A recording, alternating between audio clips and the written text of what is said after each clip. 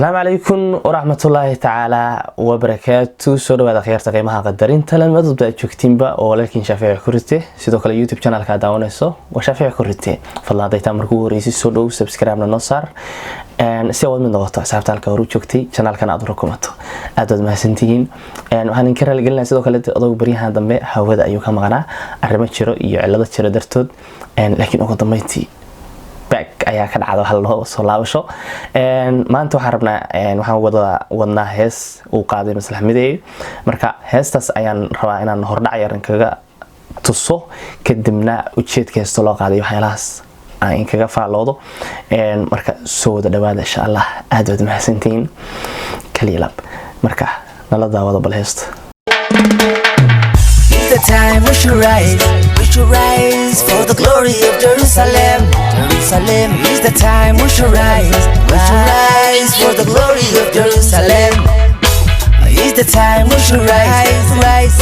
for the glory of Jerusalem. Jerusalem is the time we should rise for the glory of Jerusalem. My home, Jerusalem, my home. Jerusalem, my home. Palestine, my home. Beit al-Aqsa, my home. It's my home.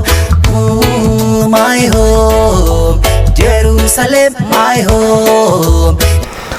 kaliya intaan waad aragteen kulay heesta intaan ayaa rabnaan ka soo qaadano kana faaloono macnaha sababta loo qaaday iyo waxyaabaha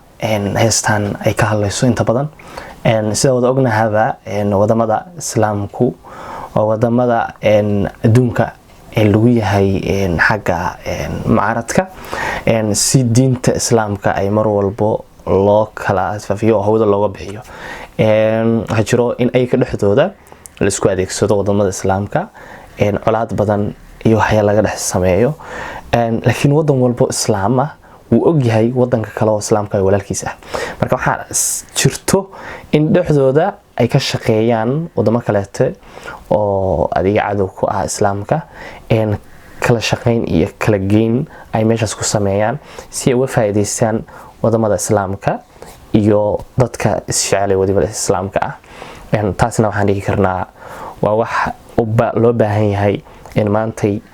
gacmaha la iska qabsado si uu soo cadowga ha ahaado nooc kasta nooc islaami nooc kalaba uu soo dhaxgelin la iskagana difaaco heesta marka waxay ka hadlaysaa sidaas waaye waxaana jirto in mar walbo maadaama uu ku hadlayo Arabi iyo English iyo waliba wadamada islaamka dhamaantood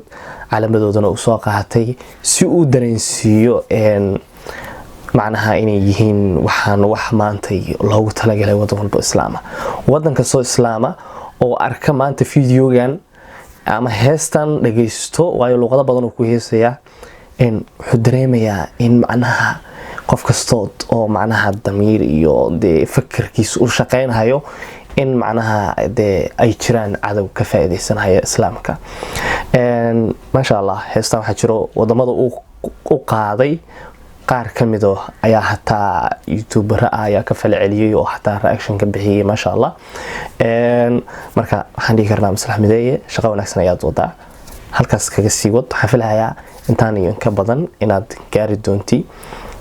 heest meeshaad rabtiba waayo shaqo markaad wado waxa jirto hadaf aad ka leedahay inaad ka gaarto waxaan rajeynayaa Maslax Mideey inuu yahay fanaanka ugu horeeyay oo sidaan oo kaleete wadamadan oo kale tan hees u qaaday waayo fanaaniinta gaar waxay ku mashquulsan yihiin nolosha kale iyo nolosha guud ay ku mashquulsan yihiin way adag tahay fanaan garashadiisu ay gaarto heerkan maanta u joogo aad mahadsantihiin hadaad ka hesheen muuqaalkan soo dhawow sidoo kale subscribe noo saar channelka hadaad dhamaysato videoga lana wadaag asxaabtaada kale si aan u helno asxaab sidoo kale oo sharaf badan aad mahadsantihiin daawashada aad daawatan muuqaalkan aad mahadsantihiin inta kulmayno videogan iyo video xiga waxaan kaga tagnaa assalaamu calaykum wa rahmatullahi ta'ala wa barakaatuh.